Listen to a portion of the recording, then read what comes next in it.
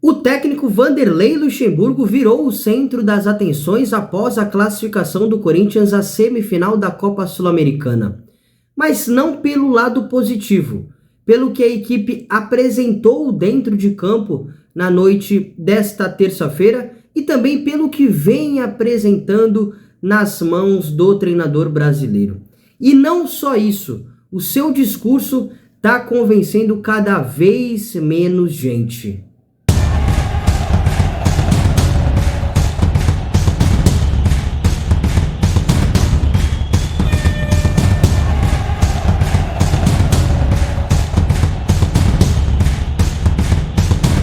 Analisando friamente os números, não é um trabalho desastroso. São 12 vitórias, 10 derrotas e 9 empates em 31 partidas de Vanderlei Luxemburgo no comando técnico do Corinthians. 48% de aproveitamento. 13º colocado do Campeonato Brasileiro, eliminado na semifinal da Copa do Brasil e agora classificado à semifinal da Copa Sul-Americana. O problema é o desempenho do time que não traz perspectiva alguma ao torcedor. Analisando friamente as últimas 7 partidas do Corinthians, o time só jogou bem, realmente só convenceu no segundo tempo da vitória diante do Coritiba e também na segunda etapa da vitória contra o Estudiantes no jogo de ida pelas quartas de final da Sul-Americana. Um empate em 0-0 com o News Old Boys fora de casa. Foi uma partida terrível, o Corinthians só se defendeu. Teve a derrota por 2-0 para o São Paulo no segundo jogo da semifinal da Copa do Brasil. Todo mundo sabe o que aconteceu, o baile que o São Paulo conseguiu dar no Corinthians.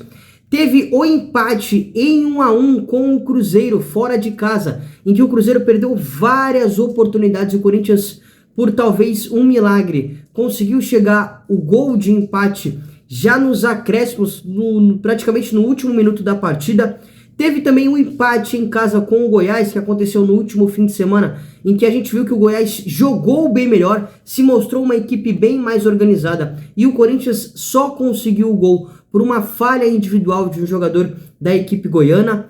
A partida de ontem foi uma das maiores diferenças de desempenho que eu já vi na minha vida, né? A forma como o Estudiantes controlou e mandou na partida. Teve um momento do jogo em que o Estudiantes tinha finalizado cerca de 20 vezes e o Corinthians tinha dado apenas um chute e já era no segundo tempo, né? Foram 6 bolas na trave em que o Estudiantes acertou no Corinthians, 4 no tempo normal, 2 nas penalidades, diversos gols perdidos, 30 finalizações do Estudiantes, 11 no gol. Então a gente está percebendo que o desempenho, quem assiste a partida do Corinthians, principalmente os torcedores, está percebendo que o desempenho está cada vez pior. E é muito difícil a gente conseguir encontrar um torcedor que esteja satisfeito com o desempenho do time. E olha que no papel não é um time ruim, gente, desculpa. Cássio, Veríssimo, Maicon, Juliano, Renato Augusto, Yuri Alberto, apesar do mau momento, o Wesley, um moleque que está surgindo agora, a gente sabe que também, apesar do mau momento do Fagner, ele ainda pode agregar, pode ajudar bastante. Então tem o Fausto Vera, então tem jogadores de muita qualidade, e não era para estar desempenhando o que está desempenhando, principalmente nessas últimas partidas. Aí o Luxemburgo vai nas entrevistas coletivas pós-jogo, deixa o torcedor ainda mais enfurecido. Beira o absurdo algumas coisas que ele responde. E eu entendo, tá? Eu sei que o interesse dele é desviar o foco, atrair a atenção para que as pessoas falem cada vez menos do desempenho ou do que o Corinthians apresentou na partida. Só que o discurso dele, ou os discursos, não estão convencendo tanto assim o torcedor. O torcedor está cada vez mais irritado. Eu sempre costumo dar um exemplo aqui no futebol brasileiro, que o Renato Gaúcho, ele é um grande exemplo de ter essa capacidade, de conseguir desviar o foco, atrair a atenção para ele e fazer com que as pessoas falem menos da partida. Só que o Renato Portaluppi, ele tem algumas frases, alguns discursos que conseguem convencer. Agora, ultimamente, o Luxemburgo não está conseguindo muito, mas muito pelo contrário. Os torcedores estão acreditando cada vez menos no que o Pofechô está falando. Ontem, diante do Estudiantes, ele respondeu isso aí, logo após ser perguntado o que tinha dado errado na estratégia do Corinthians ao ver o Estudiantes finalizar 30 vezes, 11 no gol, 6 bolas na trave e ter classificado talvez por conta de um milagre. Ele foi lá e respondeu isso aí. Minutos. Deu certo. Nós classificamos. Então, errado é quando você não consegue o resultado, né? Assim, eu acho que pênalti é uma situação... Não adianta você treinar muito, não. É confiança de você chegar na hora e querer bater. Então, isso é bom. Teve essa outra resposta que eu particularmente não consigo nem descrever. Vanderlei, tudo bem? Boa noite, Rafael Sibila, da TV Globo. Você falou que deu certo a estratégia porque o Corinthians passou. Mas pensando nas duas disputas de semifinal de quartas de final nesse caso, e de semifinal com o São Paulo na Copa do Brasil, a gente viu que o Corinthians sofreu demais nos 2 primeiros tempos. Depois, no segundo tempo, mesmo lá no Morumbi e tanto aqui, conseguiu sofrer um pouco menos. Pensando agora a futuro, esse primeiro tempo fora de casa, tem algum ajuste que é necessário para evitar que algo pior possa acontecer do que apenas um gol? Mas você está no futuro e nós estamos no presente, cara. Vamos valorizar o presente. Você está indo para o futuro. Não, então, vamos valorizar o presente, porque o presente foi importante. Você sabe o que acontece? Vocês veem uma situação de uma maneira, né? E contra o São Paulo, que nós perdemos, nós deixamos de jogar 45 minutos num jogo de decisão. Aqui nós sofremos um gol com 54 segundos. Muda toda a estratégia. Então, contra o São Paulo, eu queria sair perdendo no primeiro tempo de 1-0.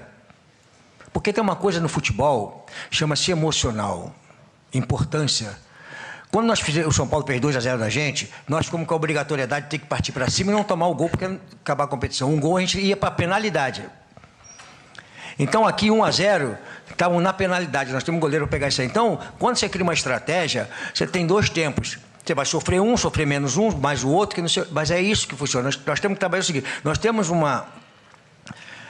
jogadores que sabem bater pênalti, nós estamos lá vendo todos os dias de treinar em pênalti, e temos um goleiro que pega pênalti, com o considerador pega pênalti. Isso é estratégia de vocês levar uma semifinal, uma final de competição, e você usar isso para poder ganhar um campeonato. Então, a gente fala assim, pô, eu usei, eu fiquei mais fechado, fiz mais isso, mais aquilo, para levar de uma maneira sofrível. Todo mundo sabe que a coletiva é o momento em que o treinador tem a oportunidade de explicar para o torcedor o que ele pensou, qual foi a sua ideia, por que ele tomou X ou Y decisão. Só que constantemente, não é a primeira e talvez nem a segunda vez, que o Luxemburgo fala isso após um jornalista perguntar para ele por que ele tomou tal decisão, por que ele teve tal escolha, e ele fala, responde e tem esse discurso já mais de uma vez. Cara, mas eu tenho que te responder tanto porquê, né? É porque isso, porque aquilo. Eu tô desde como eu cheguei aqui no Corinthians, eu pergunto por que isso, por que aquilo. Mas, cara, eu perdendo o jogo, eu tenho que arriscar. E foi a estratégia, eu respondi anteriormente, eu acho que você não pegou, então não vou responder para você especificamente. Eu mudei em função de estar 1-0 eles. Se tivesse 1-0, a gente tivesse ganhando o jogo, talvez eu nem fizesse substituição para não expor os caras, porque eu estava pensando no jogo de hoje, pensando na terça-feira. Cara, será que podia raciocinar um pouquinho junto comigo? Agora estou te respondendo. De entender que eu estou perdendo o jogo, eu tenho que arriscar. Eu não posso aceitar a derrota e ficar no banco passivamente. Então, por quê? Porque eu tenho que tentar virar o jogo. Aí você tem que se expor um pouco mais, por causa disso. Aqui, Lucha. Boa noite, Lincoln Oliveira da Rádio Resenha de Campinas. O Gabriel Moscardo dominou ali o meio de campo no primeiro tempo e no segundo tempo você decidiu trocar ele para colocar o Maicon. Queria saber qual foi o seu entendimento para tirar ali o Gabriel Moscardo e colocar o Maicon, apesar do Maicon ter entrado bem também e ter feito o gol. E também queria saber o que levou o Corinthians a entrar tão desligado no começo do segundo tempo. Assim, cara, eu falei uma vez aqui atrás, deu uma confusão danada, porque eu falei que vocês podiam analisar muito melhor, né, ou mais, aquilo que a gente faz. Não simplesmente por que você fez isso, por que você fez aquilo. Cara, tem tanta gente para poder analisar, né? Vou te falar o porquê que eu fiz isso aí. Você sabia que o Gabriel Moscardo está com 2 cartões? Não. Sabia que o Marco está com 2 cartões? Tá. Todos os dois estão com 2 cartões, desculpa, todos os dois estão com 2 cartões. O que eu fiz? Botei o Gabriel, depois quando ele eu tirei ele para não deixar ele cansado, para arriscar tomar o segundo jogo, pensando na frente, o que está acontecendo na frente. Então, acho que eu fiz a coisa certa, de preservar os jogadores para não tomar o cartão. Aí vem o porquê que você, como se eu estivesse fazendo alguma coisa absurda, e vocês não conseguiram analisar que o jogador tem 2 cartões amarelos, de repente eu poderia ficar sem os 2 para o próximo jogo que é importante contra o Palmeiras, na terça-feira, importante contra o Palmeiras. Então, você faz um trabalho hoje pensando na frente, aí eu tenho que por quê? Porque você esqueceu de ver nossa estatística lá, nossa coisa lá, que nós temos jogadores, 12 jogadores com 2 cartões amarelos. A gente tem que pensar nisso quando você faz o jogador para jogar. A substituição já foi planejada de começar o Gabriel, depois entrar o Michael, a poder não deixar os 2 tomando cartão, né, e não expor os 2 ao mesmo tempo. Foi por isso que eu fiz dessa forma. E aí, cara, o time não entrou ligado, depois tomou o gol, se ligou de novo. Aí faz parte do futebol. Só para você ter uma ideia, nós aqui do canal fizemos um vídeo bem completinho explicando o principal problema crônico que o Corinthians apresenta dentro de campo. É o principal motivo que faz a equipe tomar gol praticamente todos os jogos. Nós vamos deixar aqui do lado para você conferir. Muito obrigado pela audiência, não esqueça de ajudar esse trabalho independente, se inscrevendo no canal, ativando as notificações e curtindo esse vídeo. Um grande abraço, meu amigo, e até a próxima.